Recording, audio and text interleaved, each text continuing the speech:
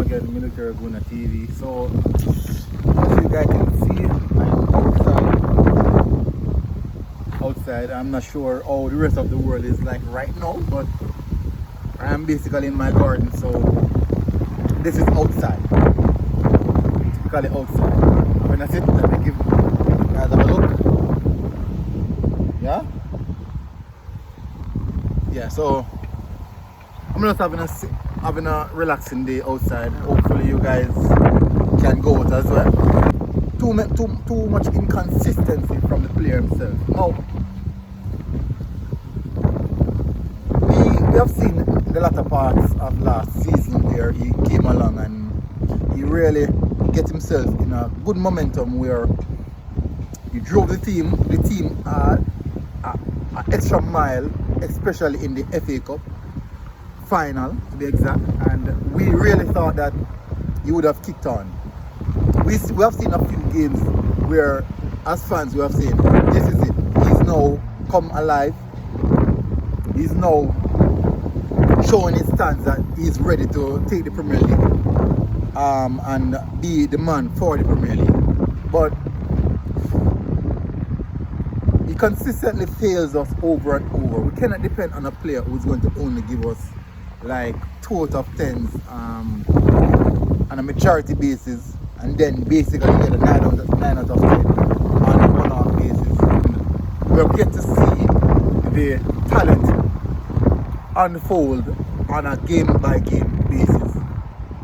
This second season, and I cannot derive another excuse or come up with another excuse or different variables to give Nicolas Pepe a leeway, stating that he is going to develop, he's actually a player that should be in his prime age and in his prime years performing at his prime.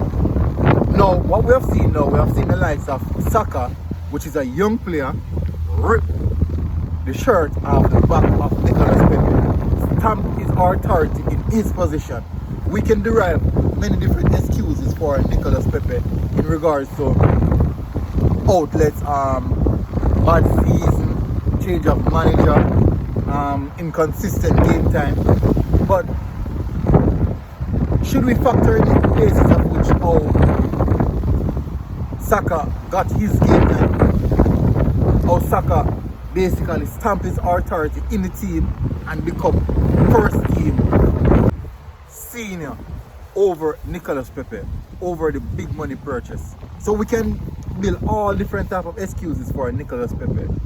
But at the end of the day, we have seen Saka at a young 19-year-old go through the same trials. He went through the same manager changes. He went through the same issues in underperforming team. And now the excuse was this, that the football club, Arsenal Football Club, was so heavily reliant on our left side basis, our left side bias. And what we have seen happen is that Saka went over to the left, over to the right side, the same side that Nicolas Pepe played, and he's delivering on that side. He's showing the spark on that side, and we're not seeing that from Pepe. So I cannot bring forward any more excuses for Pepe, and I think that it's almost a lost cause at this point in time, because the simple things he's not getting right. We see flashes. It's like each time we're watching Pepe, we're thinking about the YouTube compilations of the things that he used to do at Lille, and then we're going to say that the manager does not play a system that suits him. Now, if you should track back, Nicolas Pepe has never played in a top team before. A team that dominates a league, or a team that dominates small teams. He's used to sitting back on the court and catching team on the counter. And that is the reason why you see a player like Nicolas Pepe playing so good in a team like Lille, but when he's in a team like Arsenal, he will not look good because of the system. No, it is not Mikel Arteta's fault why we played, why Nicolas Pepe. So, first thing, Emery didn't want Nicolas Pepe.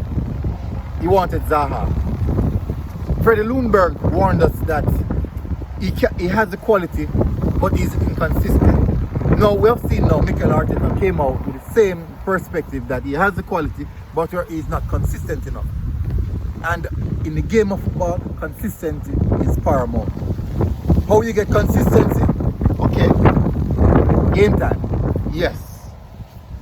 But if you're not performing, if you're not performing, what should the manager do? If it's a case in which you're just going to give us a 2 out of 10, 3 consistent 2 out of 10, and then 1 9 out of 10, that is way below par. That is way below par. When a player like Saka is consistently giving us 7s, and then now we'll get a 9 or a 10. That is the quality that we are looking for in that position.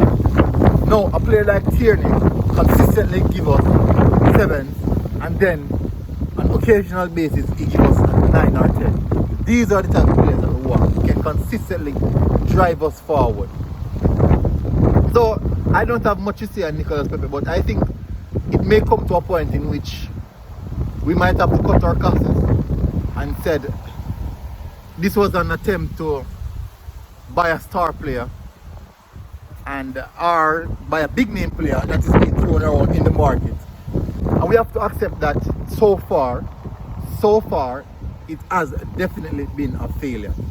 But I'm going to only discuss Nicolas Pepe for today. Thank you very much for tuning in.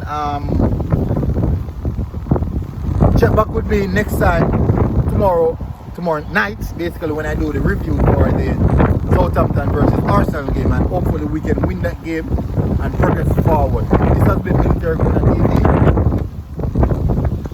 I am out.